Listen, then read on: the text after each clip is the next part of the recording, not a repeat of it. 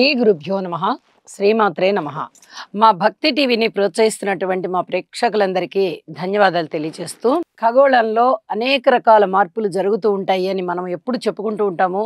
గ్రహస్థితుల మార్పు వల్ల అనేక విచిత్రాలు జరుగుతూ ఉంటాయి. ఒక్కొక్క రాశిలోంచి గ్రహము మరొక రాశిలోకి వెళ్తూ ఉన్నప్పుడు దాని పరిమిత కాలం అయిపోయిన తర్వాత ఆ గ్రహం యొక్క ఫలితాలు, ఆ సంచరించేటటువంటి రాశి ఫలితాలు, నక్షత్ర ఫలితాలు, ఆ గ్రహం యొక్క ఫలితాలు, అలాగే ఆ రాశి యొక్క తత్వాన్ని బట్టి, గ్రహం యొక్క తత్వాన్ని బట్టి ఇలాగా అనేక రకాల మార్పులు వస్తుంటాయి. మళ్ళీ గ్రహము చూసేటటువంటి రాశి, ఆ గ్రహాన్ని చూసేటటువంటి రాశి, ఇలాగా అనేక రకాల మార్పులు వస్తూ ఉంటాయి. లగ్నాన్ని బట్టి ఈ మార్పులు అనేవి కూడా చాలా సహజంగా సంభవిస్తూ ఉంటాయి.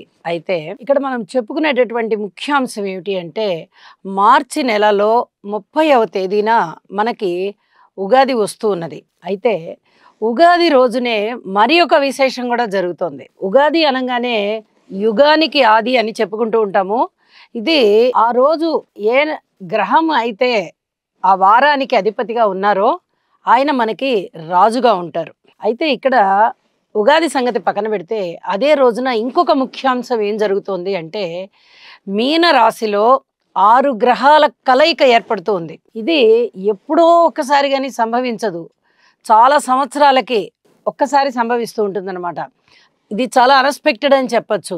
అయితే ఈ 6 గ్రహాలు మీనరాశిలో కలుసుకుంటూ ఉన్నాయి. ఇలా మీనరాశిలో కలుసుకోవడం వల్ల జలతత్వం ఉన్నటువంటి రాశి అవుతూ, మీనరాశి గురువుగారి యొక్క ఆధిపత్యం ఉంటూ ఉన్న రాశి కాబట్టి చాలా అద్భుతమైనటువంటి పరిణామాలు, శుభ పరిణామాలు ఉంటూ ఉంటాయి అనేది ఒకటి చెప్పచ్చు.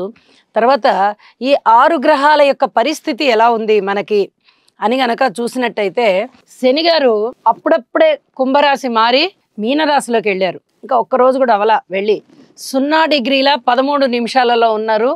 పూర్వభాద్ర 4వ పాదంలో ఉన్నారు. 3వ పాదం వరకు మనకి కుంభరాశిలో ఉంటూ ఉండగా 4వ పాదం మీనరాశిలో ఉంటుంది. 4వ పాదంలోకి జస్ట్ ఎంటర్ అయ్యారనమాట. తర్వాత రాహు గారు 2 డిగ్రీల 40 నిమిషాల్లోకి వచ్చారు. ఇంకా అతి కొద్ది కాలంలో మీనరాశి దాటిపోయి కుంభరాశిలోకి వస్తారు వారు. ఈయన కూడా పూర్వభద్ర 4వ పాదంలోనే ఉన్నారు. తర్వాత శుక్రాచార్యుల వారు 3 డిగ్రీల 56 నిమిషాల్లో ఉన్నారు. వీరు ఉత్తరాభాద్ర 1వ పాదంలోకి వచ్చారు. ఇక బుధుడి యొక్క నీచ స్థితి ఉంటుంది మీనరాశిలో. వీరు 5 డిగ్రీల 19 నిమిషాల్లోకి సంచారం చేస్తూ ఉన్నారు. ఆ టైంకి ఉత్తరాభాద్ర 1వ పాదం అవుతుంది. ఇక రవి గారి యొక్క స్థితి 16 డిగ్రీల 16 నిమిషాల్లోకి వచ్చారు. వీరి కూడా ఉత్తరాభాద్ర 4వ పాదంలోకి వచ్చారు.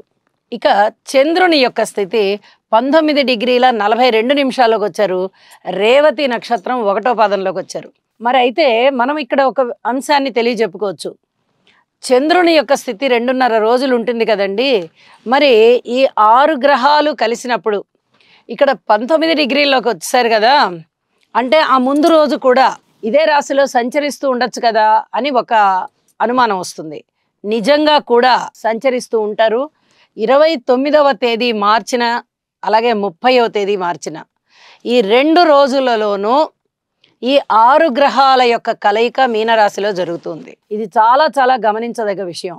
దేశకాలమాన పరిస్థితుల్లో ఉగాది రోజున 6 గ్రహాలు ఒకటే రాశిలో ఉండడం అనేది చాలా మంచిది. ఎందుకంటే షష్టం అంటే 6 గ్రహాలని అర్థం. అయితే చంద్రుడు ఏ రాశిలో ఉన్నారు? మీనరాశిలో ఉన్నారు. మీనరాశిలోనే 6 గ్రహాల కలయిక ఏర్పడుతూ ఉంది.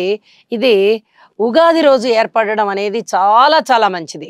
అంటే ఉగాది రోజు కూడా కొనసాగుతోందనమాట.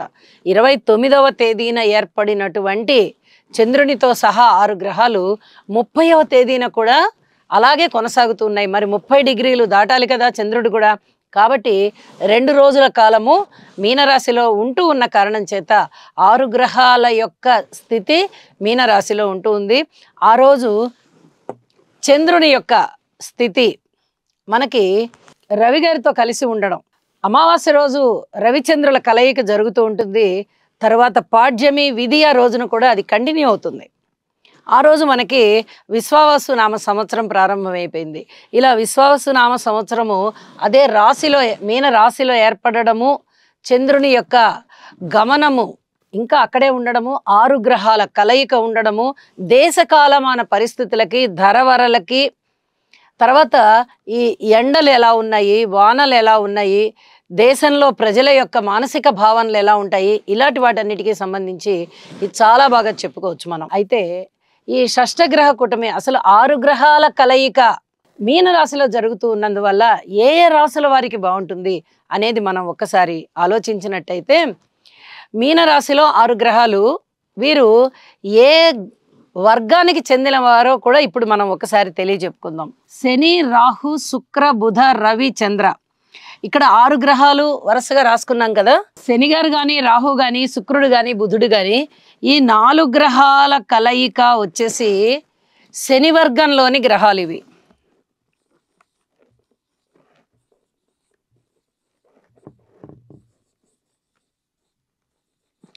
ఈ నలుగురు కూడా శని వర్గీయులు అవుతూ ఉండగా, రవిచంద్రులు ఇద్దరు గురువర్గీయులు.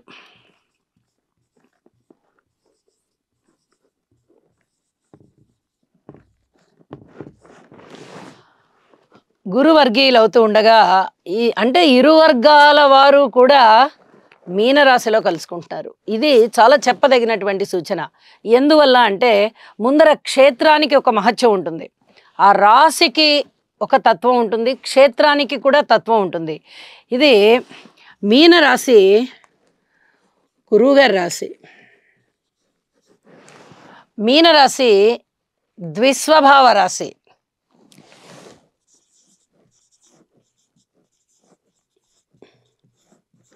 అలాగే మీనరాశి జలతత్వ రాశి.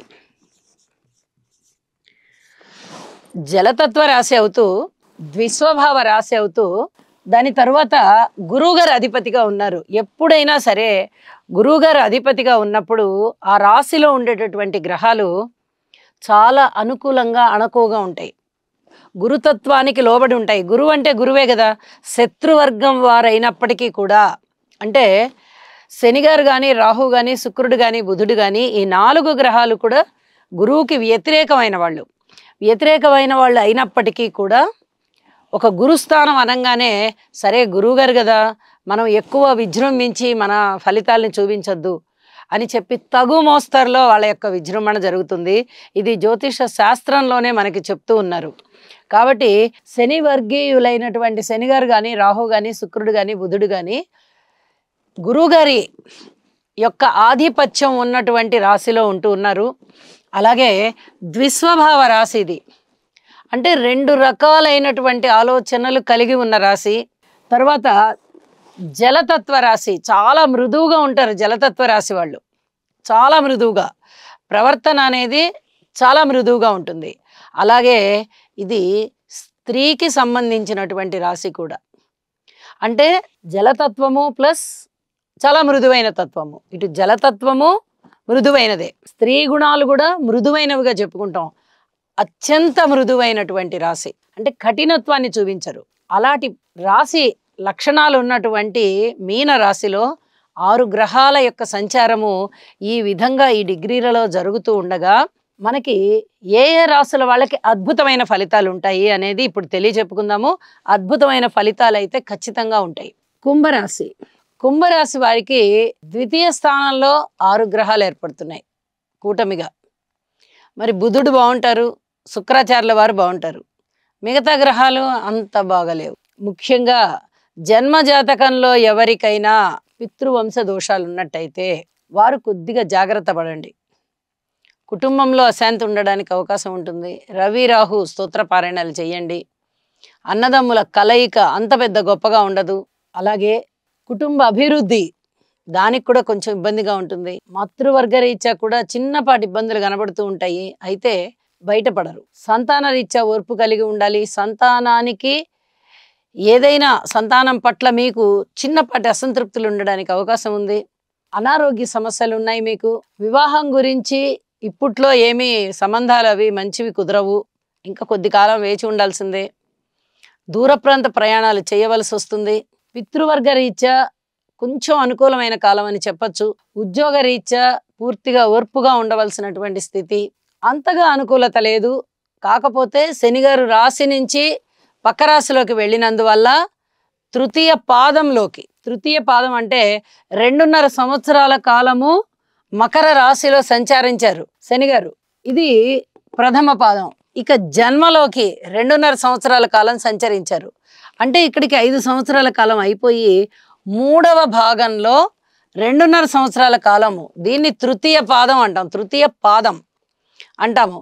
ఈ తృతీయ పాదంలోకి శనిగారు సంచారం ప్రారంభమైంది కాబట్టి ఈ 5 సంవత్సరాల నుంచి పడుతున్నటువంటి బాధలు, కష్టాలు, రోగాలు, అసహనము, అశాంతి, డబ్బు ఖర్చులు, ఇలాంటివి ఏవైతే ఉన్నాయో తలనొప్పులన్నీ ఇక్కడ శనిగారి మీనరాశి సంచారం చేత కొంచెం అవి తగ్గుముఖం పడతాయి.